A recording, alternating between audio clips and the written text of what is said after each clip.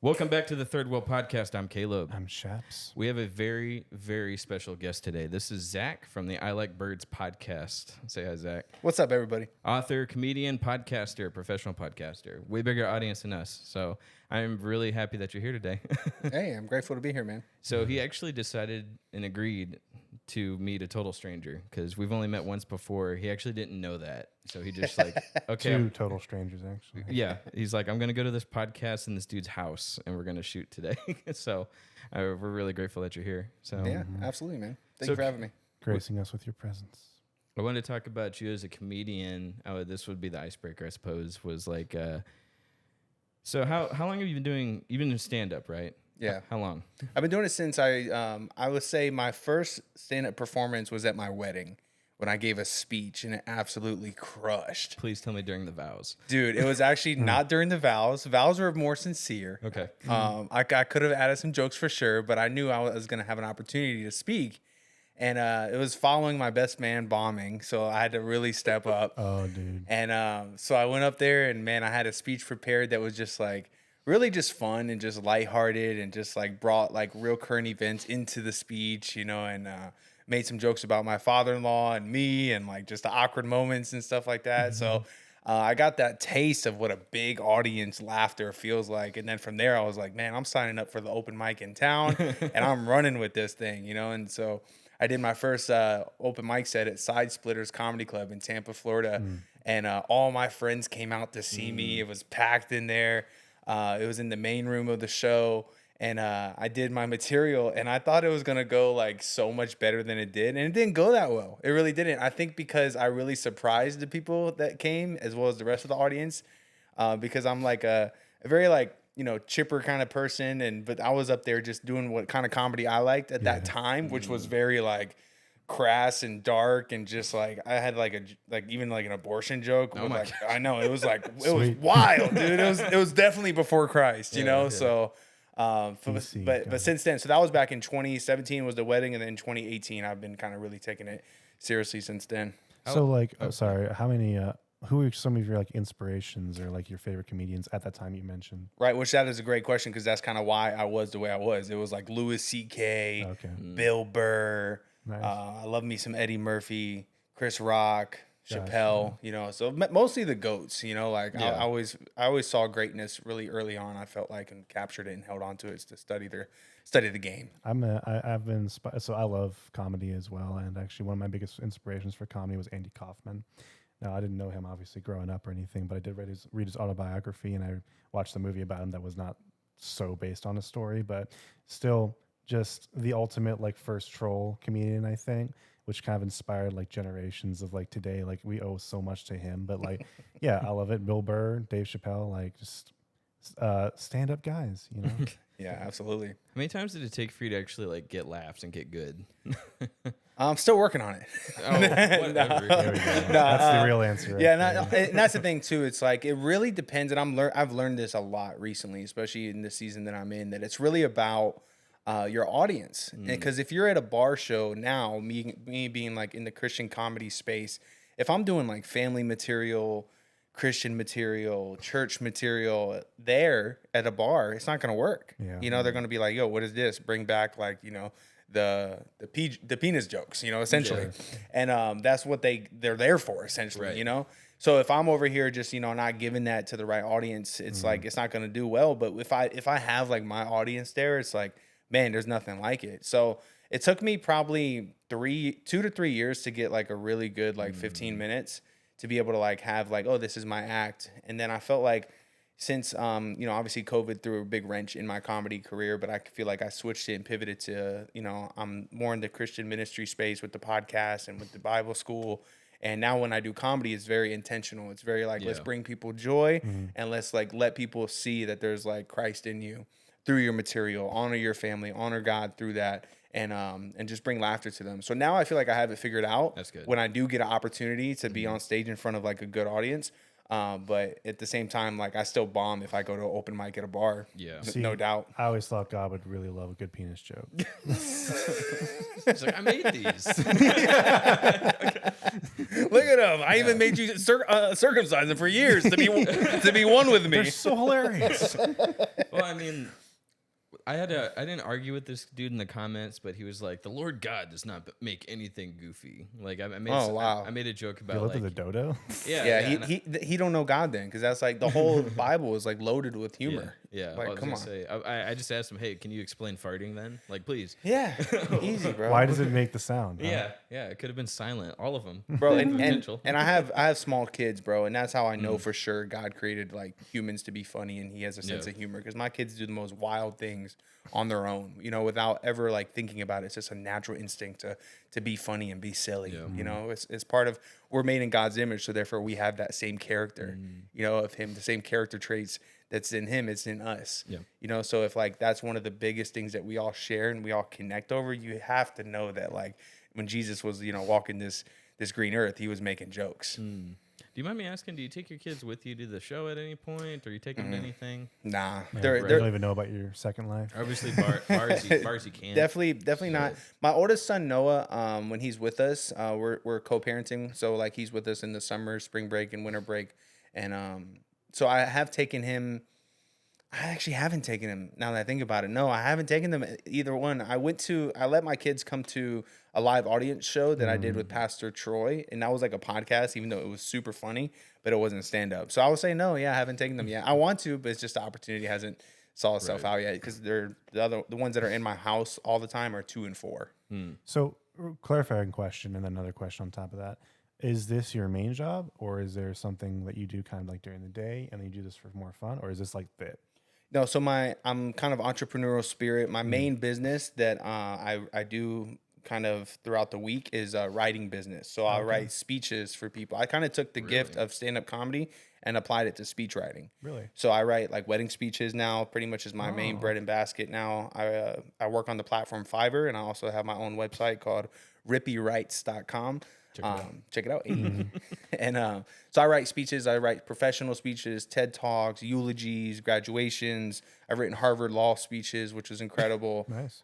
So God has really just blessed me in this gift of writing and using kind of what He's already gifted me with, like the stand-up comedy and the podcasting, to help other people. Yeah. For instance, I even write like podcast scripts and YouTube scripts for channels and stuff like that as well. So that's my main paying gig, and then everything else is like awesome. The podcast I Like Birds is my ministry, you know. So like some months I'm spending more money than I'm making, and other months like the Lord blesses that too as well, you know. This camera is ridiculously expensive. He actually wrote the script that Caleb's reading right now. Yeah, absolutely.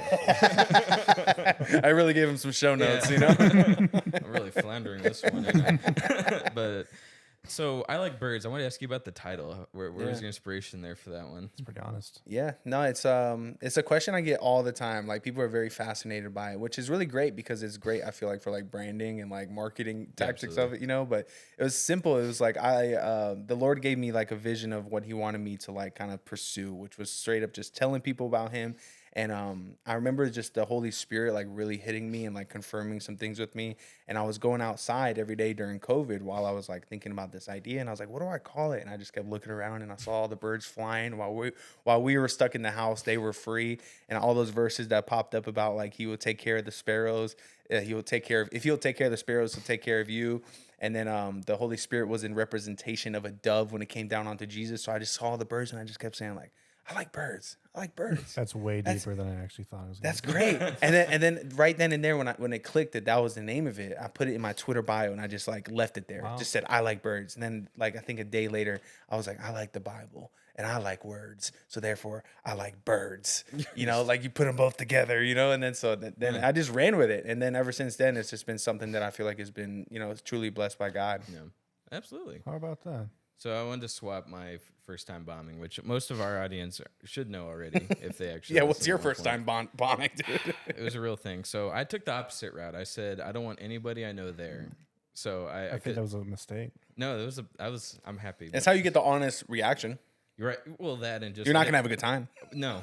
And when I got there, so I picked a place out in Denton. I think Rob told me about it. I just forget what it's called. But there's a place out in Denton that does open mic. I got there and I was too nervous to. It was a full room, but I was too nervous to sign up until my name was last. And so then by the time I actually got there, it was cleared out. So dude, I was terrified. So I'm driving up there. I get pulled over. I got a tail light out, and the cops in Denton are actually pretty brutal. But he says, like, where you heading? I was like, I'm on my way to a comedy club, but I was thinking about not doing it. And he's like, well, how about this? If I let you off the hook, you're free to go. And just make sure you follow through on it. And I was like, fine. I was like, I guess I have to. So I get there. At the time, I vaped because I like the taste of it, but I take a hit to calm my nerves, and as I puff it out, I look over and there's like a no smoking sign. I was like, joke number one. What a rebel, dude. I know. No, not at all. Because everyone's looking at me, and it's got the bright light that comes on the back end of it. So, anyway, so the two guys that go on before me, I heard one of them talking. He said, "Yeah, I didn't prepare anything. I'm just gonna go up there and see what happens." Which I'm told is not a good thing. That's like a very bad way to approach stand-up, unless you disagree. What do you think? Not having anything prepared, you're just going to go up and wing it. No, that's the worst advice, bro. Right. And when people do that, even at weddings, like that's my best man. He did that, and it sucked. Like you because you go up there and you think you have the juice and the confidence, and like, bro, paid like professional stand-up comedians don't wing it. Yeah. They'll wing crowd work, but Sure. they're not winging material. Yeah. So like, I don't want to judge these two guys too hard, because like the first guy, he was trying to do some crowd work, but none of them were landing. So then people started leaving. Then the last guy, he had nothing prepared. He wore sunglasses at like total nighttime. So he's like, just trying to improv, and nothing's working. And he honestly couldn't really even tell what he was saying. So then that just cleared out the whole room. So by the time he got down, there was the guy that was running the event, an Uber Eats guy, and the bartender, and it was just them three. So like, okay, cool. Wow. Nobody's here. Perfect. I can just go up there. Maybe I can make one of these guys laugh, and nothing. Just dead. Like, Now you need energy, bro. You need people. That's why I'm like, do you think it's smart to maybe bring like one or two plants, aka your friends, to kind of like build up that, not like for them to go overtly like fake or anything, but like friends who already think you're funny, I definitely think it'd be wise to bring Yeah. anybody you can bring to like be on your side is a win. really. My buddy Cam Bertrand, he's one of like my favorite best comedians in Tampa. He's doing really big things. He's going on tour right now, and he did America's Got Talent a few years ago. And he was one of the persons that was like pouring into me when I first started comedy. And he said, because I would go up there and just be super like vile and like I would make the crowd hate me. He's like, bro, like you're a likable dude. Like be likable in the first few minutes to like win them over, and then get into that other stuff if you want to do that. But be likable first. And it was great advice. It was so simple, but it was like so true. So for that instance too, it's like if you bring in people, you're like, you want people to be on your side as much as possible. So like I definitely would recommend people bringing people. I mean, open mics is like, you don't want to put anybody through that you love. That's what I'm saying. And I understand it. So there is pros and cons to everything, Then I care what people think about me, which isn't a good thing, but I do. So I was like, no. I honestly, that's something that I really feel strongly about. That I think you should care about what people think of you. As far as you're a believer in Christ, right? Yeah. So therefore, it's like if you're representing Christ, you should care what people think of that, because it's the reputation that is something that is that can be lost overnight. And it says that in Proverbs. It's like building up a good reputation, having good character, and being likable and stuff like that is important when it comes to evangelizing and just being the light of Christ. Now, if there's enemies of God, obviously you don't care what the enemies of God think. For sure. You know what I mean? People exist like that are enemies of God blatantly. So like it's a little bit subjective. It's like who do you care to like please? Not please, but as far as like caring what they think about you, or you know what I mean? Right. And so I kind of like rambled there, but at the same time, it's like I truly believe it. You should care a little bit about what people think, and it's healthy. There's a healthy balance. I have a slightly like different kind of viewpoint on that. So like I do agree with what you say for the most part. For me though, my personal like, I don't have a comedic career, mind you, but like with comedy growing up, I always just wanted to be the funny person. I tried, but I always was so focused on what people thought was funny and like making a fool out of myself in the wrong way, So it was actually like when I realized, okay, so people, it sounds sad, but I'll get there. People tend to like, or at the time at least, were laughing at me because I was making a fool out of myself, and I was cringy or whatever, right? And I was like, always took that as a bad thing. But then like sometime later, I realized, actually, I really just want to make people laugh no matter what, and I really don't give a shit if they think I'm funny or not, or what they think of me. I'm just going to be me, right? And so that's actually when I started like writing jokes. They're really, really bad jokes. But like not. They're kind of intentionally. They're funny to me, but I'm like they wouldn't be funny to like most people. But it's almost like the way I tell it and just the fact that I don't care. Like that's what gets people to laugh. And they're in their heads, they're like, well, we're laughing at him because he's stupid, right? But in my head, I'm like, I'm making you laugh regardless, and that's what I care about. If I can bring a smile to someone's face, if they're going through a rough day or whatever, even if it's a corny, super corny joke, I feel really good, like that I get to give that to someone. Like I might be the butt of a joke every once in a while or a punching bag, but like in reality, like behind that, I really just want to make people happy. And then people have like sort of realized that and have come out and been like, you know what, like we respect the fact that you just want to make people smile no matter what, and then like, suddenly, I'm not like the idiot anymore. I'm more just like, hey, if you want to smile, Shaps has a really stupid joke. He'll make your day. Yeah. Yeah, there's definitely a healthy balance to it, Yeah, I was going to say, I mean, mine's more of a people pleaser thing, that's the part I'm talking about. That's not good. But you're talking about from the perspective of like, you want to be a good witness, which is like, I agree with too. That's why I try to keep this show super clean as far as that goes with like swearing and stuff like that. So, yeah. Except today where he was like, you know what? The only time he whips it out. I thought it'd be funny to shift the tone a little bit. You better put that. So instead of bleeping it, we put like a quacking noise. I hope you don't forget this. That's what I'm talking about. He doesn't think I'm funny. Can you do like a chirp for this one? Only if you curse. Like a bird chirp? Yeah, I'll do it only if you swear though. Oh man, that's what you won't do it. Don't put him in that spot. I know, right? Talking about being a good witness. No, that's my goal today. Yeah. I said earlier. You can do it on that. All right, I'll do it there. Yeah, perfect. But only on this one.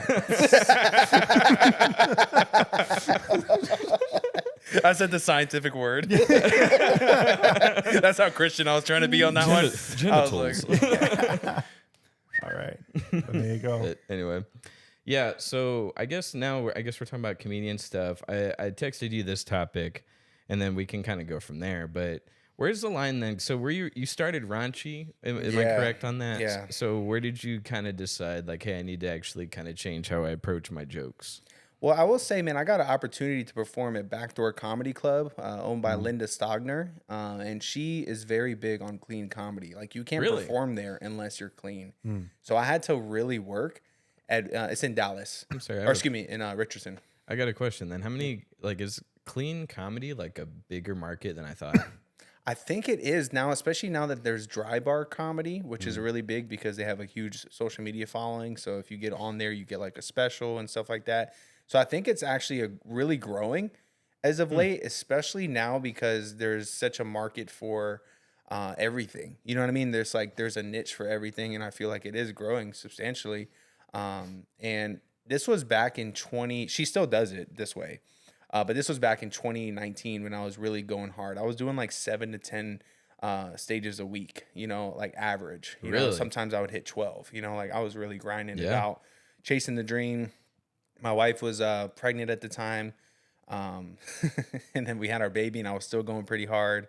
I was still being a decent dad, but I was gone a lot the first year of his life because I was really just like I wanted it so bad, and I found a way to make it happen. I was producing a lot of open mics and shows, and I was doing casinos and traveling a little bit more. Went to New York, went to Houston, a few other places, Oklahoma, and then from there it was just like then COVID happened, and then so obviously like I was at home and I realized like wow, I need to be here more. So the clean comedy stuff kind of was birthed out of me from Linda Stogner at Backdoor because she made me kind of like redo all my material pretty much if I wanted to work at that club, and she would have me host, so I had to be extra clean as the host. So I'm thankful for her because she kind of showed me the ropes as how to do that, and then from there I'm like, yo, now that I'm Christian, I'm like I have to really be clean. There is the line of like if I'm at a setting where it's not like a Christian audience, like I'll let some things come out that were like in my old act or something like that I know's funny. Yeah. Because it's like funny's funny. You know what I mean? Yeah. Sometimes you're gonna get there. I try my best not to go there unless like I'm just like in the flow of things and it just kind of slips out. Cause then it's appreciated. It's kind of like Jerry Seinfeld says, like the F word is like a Corvette. You don't bring it out every day, but you bring it out on that sunny day on the weekend. It's a special occasion, I've never heard him use the F word. Right, but he has a few jokes that have it in there, and it hits so hard because he doesn't. Yeah. So when he says it, you're like, no, you get all hyped up about it. You see, I was really smart, Caleb. I saved it. for this one For a right year and a here. half. Yeah, I saved it. He saved it. He Big really brain. did. Big brain. I wasn't even thinking. Him and Jerry Seinfeld are The one same and the same. person. Oh, you know what's funny about Jerry Seinfeld? So I grew up watching Seinfeld. However, like, and I think he's still like talented and everything. But I remember like he made a Netflix special like a couple years ago, and I was like, all right, cool. I'm gonna watch it. I love Seinfeld, right? Man, I'm like, Yeah, snooze fest. oof, that Y'all don't was- like it anymore? Oh, I don't like No, it. not I he's talking love- about his special. His I special. love the show. Okay, I'm sorry. Don't his get me show's wrong, so good. It's still Sorry. funny today. Sorry. But like the special he made, it was just his stand up. I'm like, oh, like this is funny. I like Seinfeld. I've always liked him, so why not? And I don't think I laughed at like any jokes. Yeah. And I realized when I was watching Seinfeld, the stand up parts usually were like my least favorite. I just wanted to get to like the actual meat potatoes. I was gonna say the same thing. But like the stand up dude, like I don't know. I don't know if it's because he's just older or because his humor really just appealed to a certain generation. That's a big critique he gets a lot. Again, I think he's still super talented. He knows the industry super well. But I'm like, man, it's just I don't know if it's time. I don't know if he changed or refused to change or we changed. But it's super difficult, I think. And this might probably lead to another question: is like, how do you like keep up the times while still remaining yourself, while keeping your branding, How do you evolve, with comedy? Because comedy's always evolving. Yeah, it really sometimes it gets too controversial, sometimes not controversial enough, Yeah. and you really need to stay on top of it, and it's a trend just like anything else. But how do you keep like yourself? Because like Jerry Seinfeld, everyone knows what his comedy is, but if he kept on changing over and over and over and over again, he probably wouldn't be recognized as much. So I guess in your opinion, what do you think that would look like? Well, I think writing is the biggest thing you have to be number one on your list, because as your life evolves and expands and you get new experiences, if you're able to kind of take all those things and put that into the material, and you continue working that muscle of like, yo, this is what happened with my wife the other day. This is what happened when I got coffee the other day. This is what happened when, I had to go get that inspection on my body when I hit 40, and you're able to like take all these, life things that could be relatable to people because we all age and we all grow, and you just keep kind of growing with your audience. I think that's the best place you can be at, because right now, like if I went out there as a 30-year-old dad of 3, one on the way in August, almost 4. Congratulations. Thank you. And I start just like riffing about like sleeping with a bunch of girls or whatever, because I was like in my old act, and everybody loved it, and that wasn't actually my act, but I'm just saying as an example. Then it was like it would feel weird, it would feel off, and it would feel disingenuine. An audience can sniff out authentic, jokes. Absolutely. And like material. They can just sense that like right away. And then from there, it's like you lose them. And once you lose them, they're like not going to come buy a ticket anymore. They're not going to click on the Netflix special. And you guys talked about Matt Rife on the episode that I listened to, and it seemed like he was trying to go to that place of like the edginess, right? When it was like, no, the crowd fell in love with you for this. Your audience grew because of what you did here. And he tried to like jump a little bit further than maybe the audience was ready for when it came to that kind of material. So I think evolving and writing is the best way to go about that. I would compare him to JoJo Siwa as far as like just the shift in like, sure. I'm this now. 180. Yeah. It's kind of funny because like comedians like like Robin Williams, like he was he was famous for his stand-up, but like what does most people know him as an actor? Mrs. Doubtfire, yeah. like just good morning Vietnam, like dressing in drag, not necessarily like super clean roles, but at the same time those were more like family films, It's like, and that's what people know him as. And Bill Cosby before, I know, we really knew his act. So what drew you to that place where I forget her name? I apologize. Backdoor Comedy Club. Yeah. So what drew you there to want to be there and to want to adapt your material? Because I mean, I'm assuming with the old stuff too. Before you cleaned it up, you were pretty funny. I'm assuming, and you probably got a lot of laughs. So what kind of wanted to push you to change to perform at that club? Well, when I visited Texas with my wife, because she's originally from here and I'm from Florida, when we came here, we actually went to Backdoor Comedy Club and we saw a show. And I was like, man, this is cool. Like it gave me the inside look of what if we moved here, like Texas comedy could look like. Yeah. So once I started going, they had an open mic on Thursdays, and you would have to be clean at the open mic too. And then they used to have 2 shows on Saturday and 1 show on Friday night. So if you wanted to get on to be a regular, you had to kind of work clean. You had to do well at the open mics. So I wanted to get on because that's like stage time, like weekend crowds. And if you're a regular, you can go every weekend. So you can perform every single weekend there if you're on the regular list. So I worked hard to get on that regular list because I just saw it as the place to be to get good and get good fast because you're in front of crowds. And it was like a long lineup too. So if you ever got like positioned, like wherever she positioned you, it was like pretty much going to be harder the later it got because the crowd was going to be more burned out. And also, this is a little fun fact. I was on the Kill Tony podcast. No, I've heard of them. At it was in Dallas Comedy Club. I'll just say their name, Hyenas Comedy Club. Yeah. And that was where I was like really wanted to get on, and then I just couldn't like. There was the first booker that was there, and he was like, gonna book me on stuff. He did book me on stuff, and I was doing some stuff there, did some guest sets and all that, and did really well on the guest sets. And I thought they were gonna move me to the host position, and then it just never really happened. And then I went on the Kill Tony podcast, and I ended up sharing with Tony Hinchcliffe. On stage, he asked me like, "Yo, what are you doing this weekend?" And I was like, "Man, I got some shows coming up. I'll be at Backdoor Comedy Club. I'll be at Dallas Comedy House," and just sharing like with him because he asked me a question. I get off stage, and then the manager got told by the owner that I'm essentially banned from the comedy club for 3 months for promoting another comedy club. Way. And I just thought that was just such dirty business. That's and like, awful. it was just terrible because like the dude asked me the question and I Yeah. just answered him on an interview. For sure, You know what I yeah. mean? And it wasn't like intentionally like, yo, like come see a disc, and obviously it was a silly thing to do looking back in retrospect of being like, oh, like I could have not done that. But at the same time, I was just like, I was being interviewed. You know what I mean? I'm not gonna like. Yeah, and I mean, how are you supposed to know? I mean, did they tell you? No. Especially if you're like the guest. I mean, like I get if they have a non-compete clause or anything, but at the same time, they didn't tell you. So like, Yeah, it was just one of those. It was like a power move, and like, but that honestly motivated me to like work even harder at Backdoor. It motivated me to start my own shows. It motivated me to get on the road and just make a name for myself without the overlord of like a club owner. Because Yeah. if you worked at that club and you were a host, you weren't allowed to do paid shows on the weekend. Yeah. You couldn't go do a bar show if they asked you to headline or feature because you were their comic. Yeah. And like I didn't like that politics side of it. I didn't like Yeah. that to the point where now even like thinking about the comedy scene now, it's like, man, I'm so glad I'm just even in my own lane outside of that too, because right now it's like I can get stage time if I wanted it, which is a blessing. I can create my own shows and people Yeah. would come, which is awesome.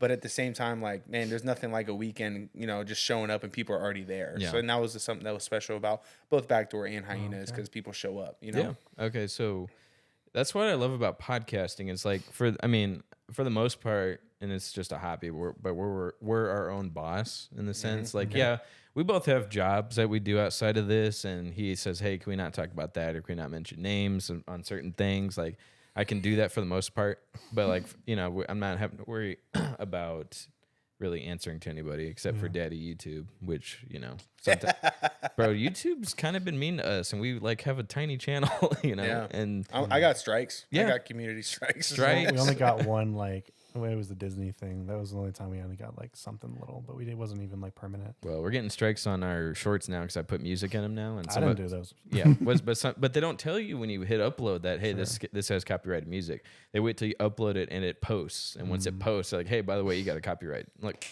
Yeah. that's not cool. Tell me beforehand. I could pick a different song. But Does that affect the reach of it if it gets the copyright? Yes, it's restricted in certain countries. So Right. I mean, I've keep experiencing that too, and I'm just like, whatever. yeah. And so You we're know, supposed like, to it's do. just whoever's gonna see it's gonna see it. You know what I Right, mean? right, So, right. but I've been trying to obviously avoid that too. It's just hard. There's someone in China right now. Every time our video gets, Oh yeah, they're stricken or just something, missing it's out like, on the gospel. No, no. There was one time this guy in Rochester's like, I love your stuff, dude. You're hilarious. I'm like, oh, sweet. That's awesome, dude. Yeah, and the That's power it. of the internet, bro. Yeah, The reach is yeah. crazy. KGB were like, were you watching a restricted podcast? We never saw him again. I say we could just get really famous in Turkey for like no reason, which I'm. That stuff happens though. I know, It's yeah. really weird. It just happens to some people. Yeah.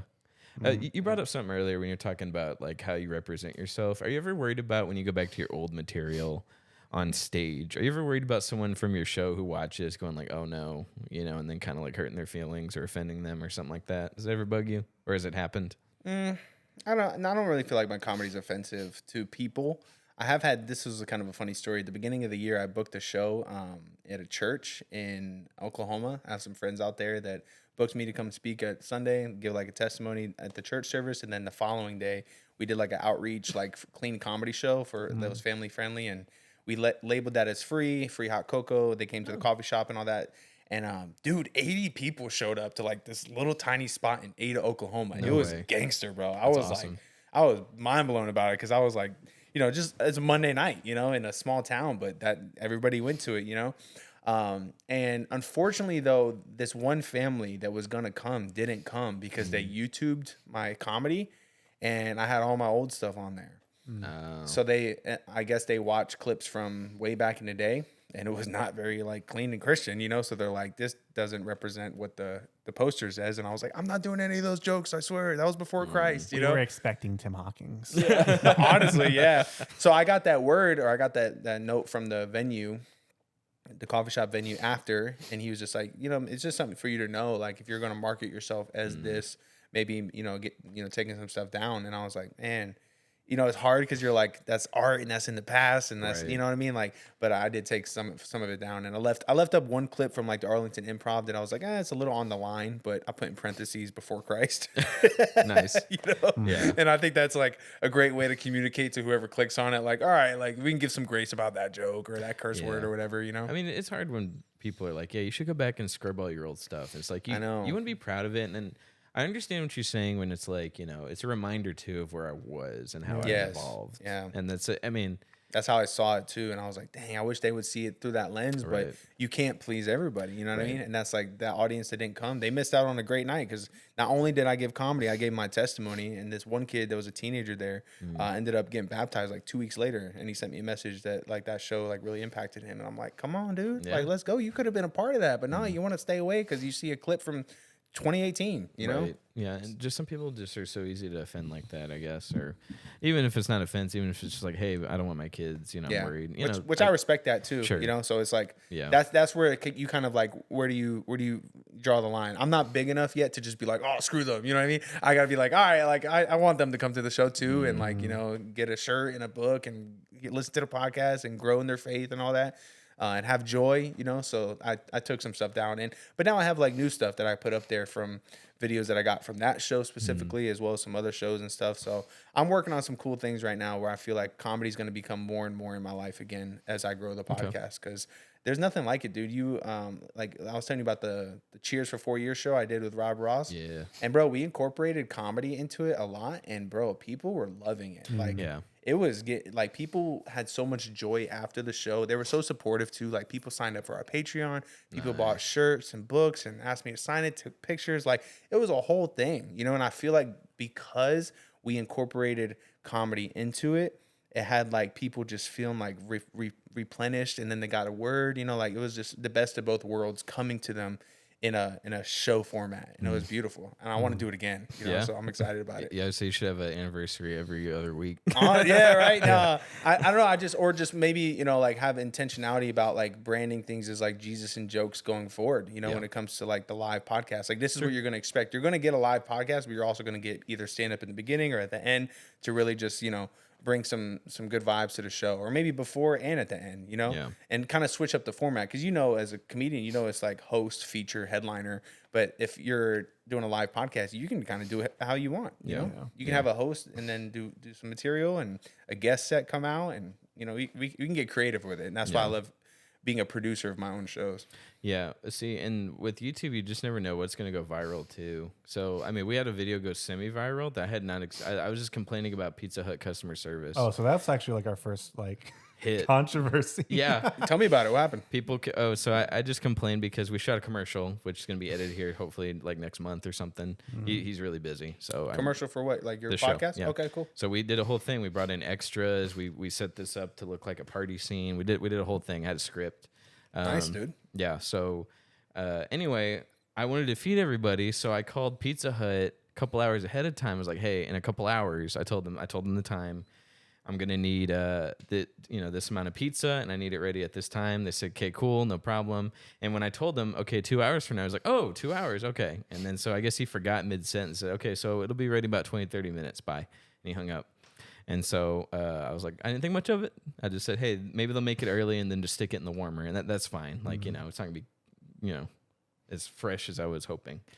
Well, we get there and they just canceled the order after like 20 minutes. So we get there and they said, "Oh, well, it'll be another 20 minutes." Well, everybody's already waiting on me. He rode with me because thought we were just gonna pick it up. So he's the director, I'm the main actor, and everyone's waiting on us here. And I was angry. So I was like, man.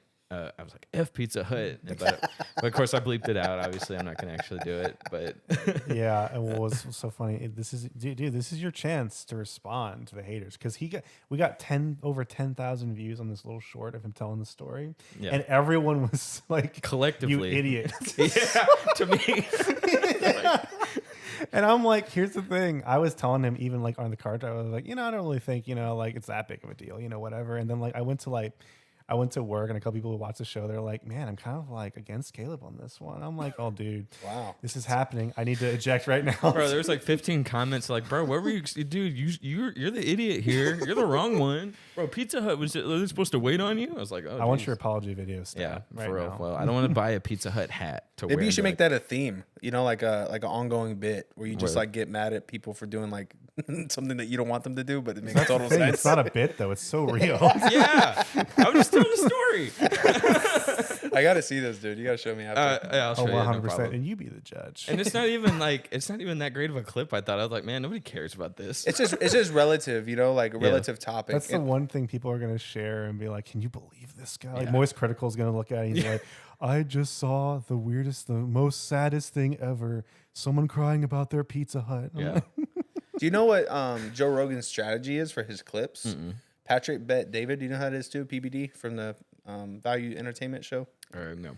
Okay, so they both had like PBD basically took Joe Rogan's strategy, but for the clips that Rogan's done for years, they'll always capture topical people and things that they're talking about that are in already trending topics, like The Rock, Kevin Hart.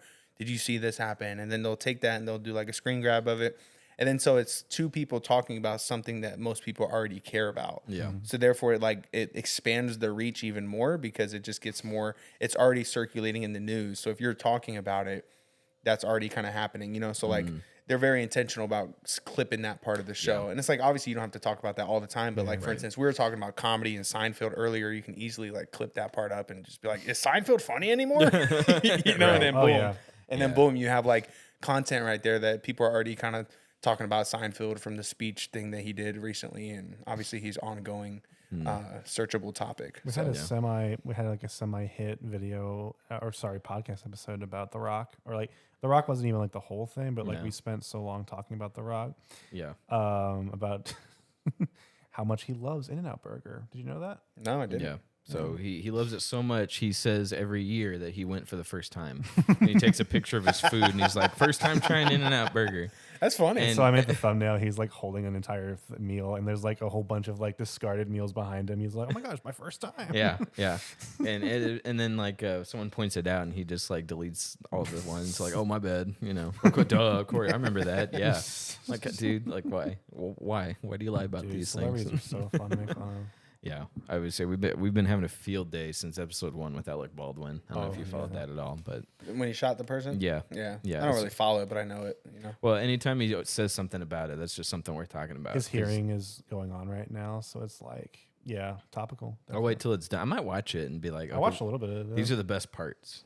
Has he even testified yet? No, it's just like the gun expert talking about. No. How gun works, basically. So don't get me started. Don't get me started. Be like, okay, gun expert, you have to pull the trigger, because his big thing was, well, I didn't pull the trigger, the gun just went off. I'm like, that's what they were talking about. That's not how guns work, buddy. He's needs to take off the Trump the makeup. guy, the defending lawyer, I guess he was like, how many inches does the trigger have to move before the gun fires? And he's like, sir, how many inches does it have to move before it fires? He's like, I don't know. He's like, you don't know, do you? I'm like, got him. I rest my case. Your Honor, I want him stricken from the record.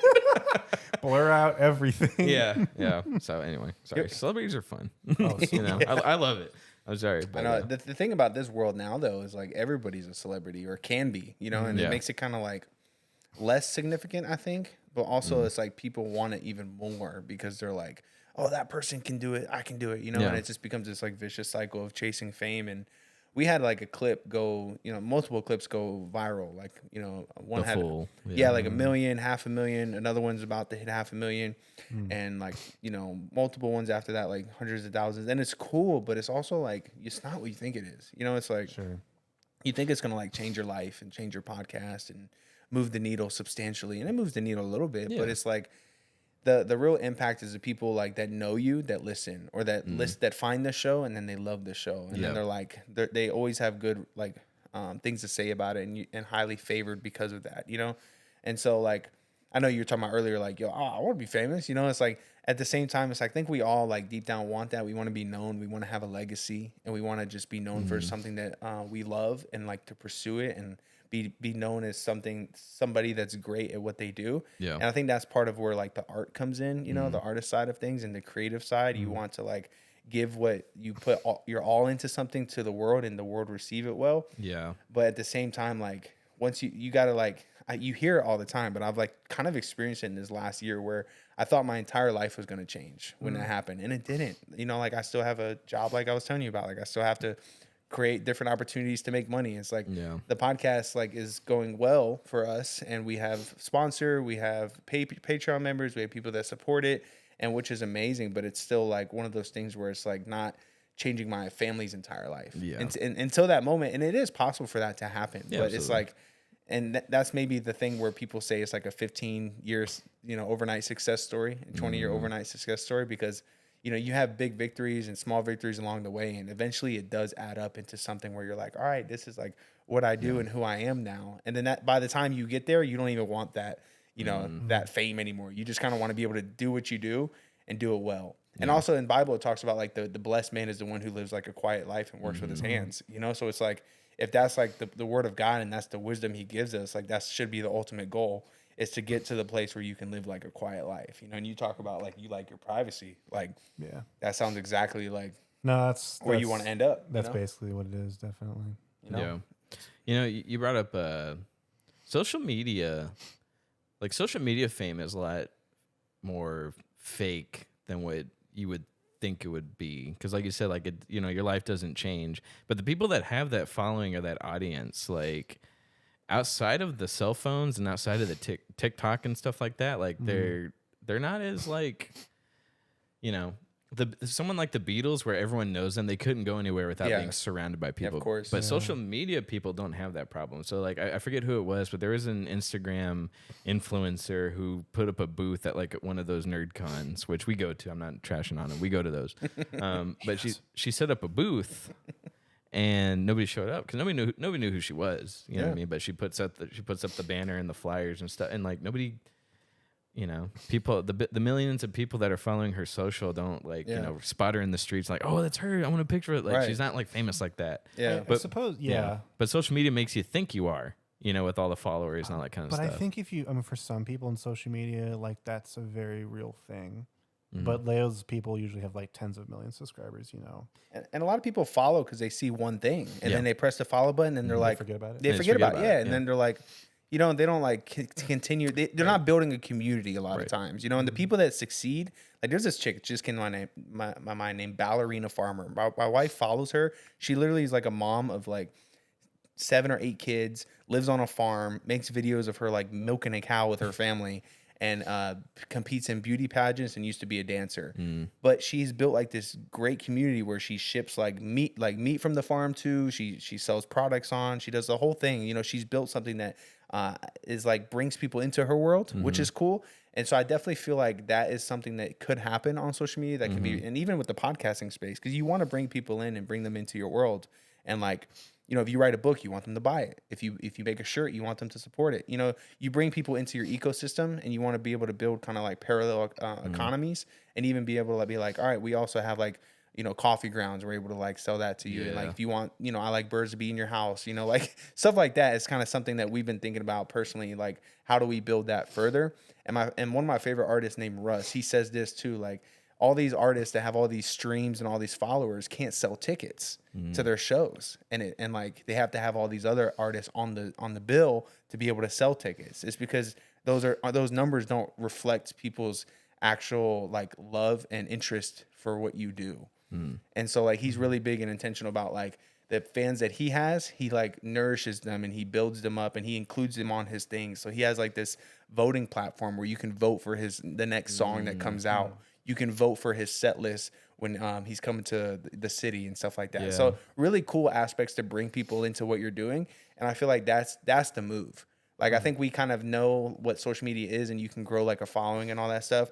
And I think that was like what was cool then, but we're starting to see now that it's not like the reach doesn't really happen if you don't build that community that engages with the content, you know? So I think that's where, as you as a podcaster, me as a podcaster, we have to kind of understand that like you want to create something that people feel connected with, and then they feel connected with you to the point where like they support even the pizza video that you made, where they're like, they're on your side because you're part of your community. You know what I mean? Yeah. So like, I just think the fame thing is like, it's not what we thought it was. Yeah. You know? Yeah. On the negative side of that, you can't also become someone like Dream, who's like gets too involved in his audience and lets too many people into his life, where like the audience ends up controlling his life. For sure. There is, like you were saying earlier, that good balance, you know, so that I think engagement is really important. That's why people like, you know, like PewDiePie and Markiplier and like people like them are really big, because they're super big on intentionality, and like whether or not they're like that in real life, I don't know, but like they at least appear like they're that way. Yeah. And like when they're talking to the screen, it feels like they're talking to you. They do that very well. And people like Dream, who is actually messaging fans, just random fans, you know, and trying to keep like actual friendships with people who just watch him for content, like that's. I just hope they're all above age, because not all the time. Getting a lot of those coming up. And I don't even like that either. Like now that you say that, like I don't want to be DMing people. I honestly hate being on my phone like that. You know, so like I want real relationships too. Sure. I want people to feel like they can DM me, but also like I'm not gonna be like reaching out like, yo, you still listening? That's you know why your what I mean? friendships are just so key. You know, like having actual real friendships that you can you know like interact with, and people who are not in your world, I think is also really important. Yes. Like to be friends with people who are not in your world, so you don't have to constantly bring everything with you. You know, no matter where you go, super important. Yeah. I was just telling my wife this yesterday. It's super special. I had on 2 guests on our podcast virtually. One was named Eric Rivera, and the other one was named Leon Anderson. And these 2 dudes have become like close friends of mine, just from having them on a virtual thing. That's because it's like so for instance, I'll tell you, Leon, he's a rapper. He's like a wordsmith. He makes really great music. He does also plays and production. So he'll put together a whole performance and stuff, get actors, rent venues, and like sell tickets, you know, in California.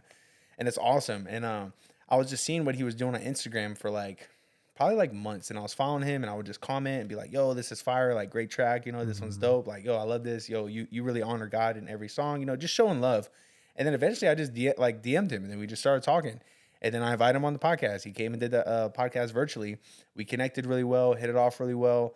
And then from there, we were just like brothers. You know what I mean? Like we just built like a friendship that's so organic and so real. And he texted me the other day, like the Lord put me on his heart to reach out. And he's like, I know it sounds churchy, but like for real, like what's going on? You good?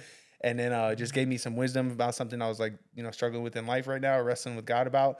And it was just so cool because I built relationships with these 2 people that I just talked to virtually. And next thing you know, they're like in my ecosystem of friendships now, of who I can turn to for like, you know, actual biblical help, counseling. advice. Yeah. Outside wisdom too, because they're not like here. They don't know like the church vibe I'm in right now and all that stuff. You know what I mean? So it's very helpful to have people like that in your corner. Yeah, absolutely. Okay, so you talking about you're going to start selling coffee? Yeah, I have this, you know, the people that, hold on, how can I word this? Okay, so one of the mentors, the woman at Launchbox, is David and Jen, his wife, Jen. She's really great at like coaching and giving like good ideas on how to kind of like honestly make money for your ministry and for your business. And one of the things that she suggested to me was selling coffee on our show, and something that can get, you know, your, I guess, business brand in people's house to where they're kind of constantly seeing, you know, I like birds, you know, and just kind of wanting to support. People want to support you. They just need ways to be able to do it in a way that's special and unique to them.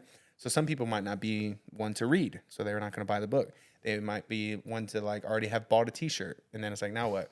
They might not want to get on Patreon because it's a subscription. They might not be in the city to come see a show. So it's like if you have something that is something that people constantly consume or enjoy themselves, and you're able to get that to them as well and offer that to them, it could be a great way to like raise money for the ministry.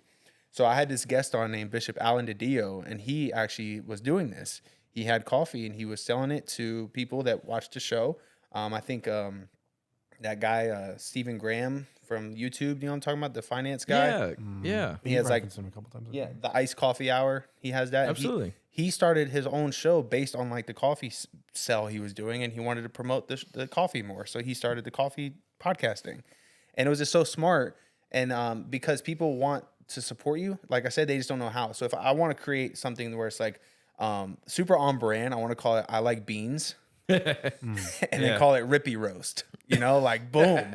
Like I already just have the name down. I have the name. That's all I got right now. Yeah. But I am in talks with my buddy in Ada, like I was telling you earlier, owns a coffee shop. So I'm in talks with him about how to get things moving on that, as well as Launchbox has a new vendor in town where they have actually a coffee shop in-house. So I might go talk to them, see if they can make me like my own blend, my own beans or whatever, and then like get packaging, and then boom, we're able to put it on our website and have people order it, and we can send it out. We can send it with some books, and then we can have it on our show, you know, on the table while we're doing a podcast and sip on it and talk about it. So it's just a great way to kind of like another layer of something that I'm passionate about. I drink coffee every day pretty much for my business too, because I'm a writer. So I go to coffee shops and I write, you know, so That's the place to do it. I'm sipping coffee, you know, because I got kids at home. They won't let me write when I'm at the house. So if I can kind of incorporate coffee into my business one step further, I think it'd be really helpful, you know, and I'm really passionate about it because I just feel like it was downloaded from the Lord on it, and I feel like it's just something that is going to be successful. Yeah, absolutely. You talking about the names and playing on the name and everything. It reminds me of like a while ago when we were first like naming the show. We're talking about, oh yeah, what if we ever do like a single, like someone just like by themselves, we can call it unicycle. Something like that. Something stupid. Just like, dude, Third Wheel is taking us far. And I think audiences respect that because it shows like creativity too. And honestly, I love that. So my business is called I Like Words. No. So cool. it's rippywrites.com. It's also ilikewords.net, but .com was taken, so I had to do Rippey Writes. But if you go to the website, it's I Like Words. Is like the branding for it. And that way it's kind of like easy for people to remember. I like birds and I like words. So if you want to listen to Jesus, you come to I Like Birds. If you want to, you know, get a speech written, come to I Like Words. So what's your going rate for wedding vows? You're asking for a friend. Yeah, if it's for a friend, I'm usually around like 200. If it's for a client, usually like 225, 250, something like that. You know, like just depends on what you're going for and how quick you need it. Right, you know? right. Absolutely. That's usually the What's the rush order? yeah, the rush order. The 3-day delivery is an extra hundo for sure. But it's cool though because what I do though is not just like I don't just write your speech. Like I take what you give me and I essentially piece it together in a way that's professional, in a way that's like loving, in a way that's funny, in a way that's heartfelt, classy. You know, I can kind of capture the tone that most people just don't know how to articulate with words, because most people know what they want to say, they just don't know how to say it. Yeah. You know, so like I get comments sometimes on like our ads that we run, like who can't write their own wedding speech, or who can't, you know, express their love, and like, you know, being petty. I'll tell you who. Yeah. Caleb here at the Third Wheel Podcast. There you go. You know, let me know, brother. I got slots open on Wednesday and Thursday if you need me. So I say I'm definitely going to try to be funny again on my vows, but everyone's standing at my wedding. I just found out, so I don't want to keep them up too long. So it's about you. Don't make it about them. What if There's a your lot of first old joke people, is to though. say, all right, go ahead and sit down. I see some of you brought your own chairs for my parents. How many people are going to be at the wedding? So we're looking at 150 for the reception and about 50 for the actual wedding ceremony. Wow. So that's a good amount, dude. it's not bad. Yeah. I mean, I've always thought I'd marry somebody that was antisocial, and I was so wrong. She has her whole, not just family, like most people do. Like, yeah, I'll go to big family. Like, no, she has friends that are coming from out of state. Literally someone from Canada. So people, some parts of the world too. So it's pretty cool. So she's actually very social as well. So yeah, it's a lot of blending going on. If I don't see the big Third Wheel banner, just like fly up from the rafters, you know, I'm like, subscribe.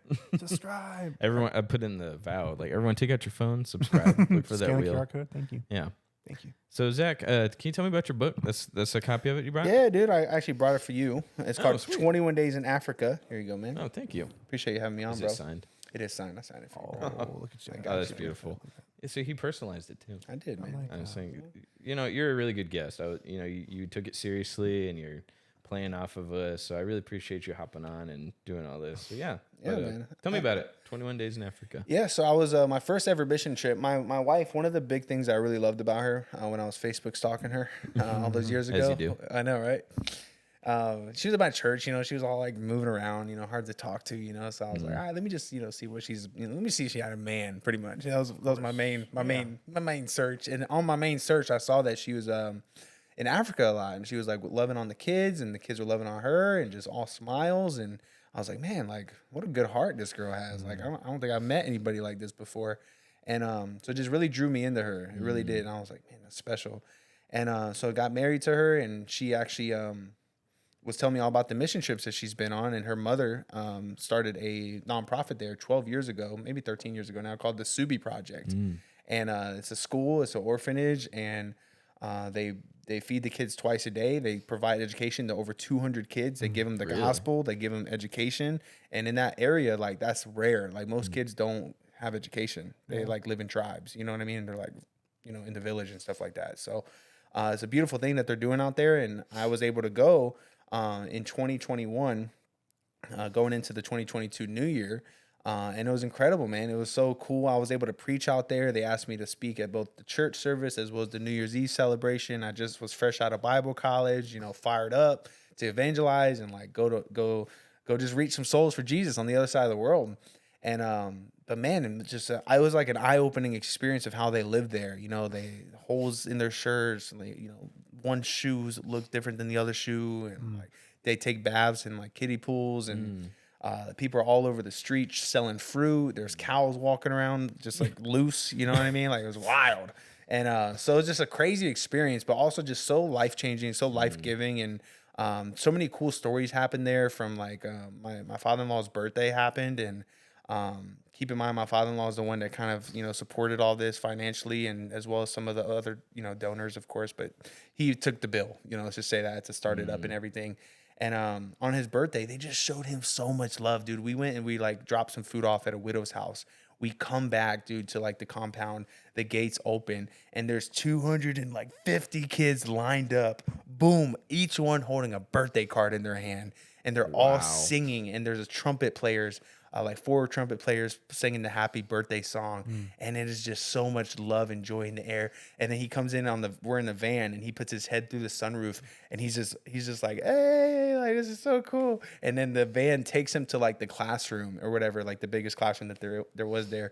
And then we go inside, and all the kids are in like rush in there, because they have like the cake in there, they have like sodas, and then they have like confetti. So he goes in there, and then he starts popping the little poppers. And bro, it was just like this, the spirit of joy and love was just like so thick and like heavy in there, because you got to see how much they appreciated him for that. And then we go out to the soccer fields later, dude, and he's pulling out birthday cards out of his pocket while they're playing soccer, and he pulls one out, bro, and he opens up the card, and like a shilling fell out, dude. Cash. These kids don't have like that money. Was like they don't have 2 nickels to rub together, but they gave him money. That's like all they had. Yeah, that would feed them for the day. That all that they had, and they gave that to him for his birthday. And it happened not once but twice, like right in front of me, bro. And so it was just super emotional, because you get to see just like the generosity that those kids had, and the love for Jesus that they had, and the joy for Jesus there was just so. It's like, even though their situation sucks, and they're in poverty, and they're, they don't know where their next meal is coming from, bro, they're praising. They're praising the Lord. They're singing songs. They're drumming. They're dancing for him. And it was just a super cool experience. And then I got stuck there for the last 7 days, actually. So I was supposed to fly home, and I went to the airport, and I popped a positive for a PCR test.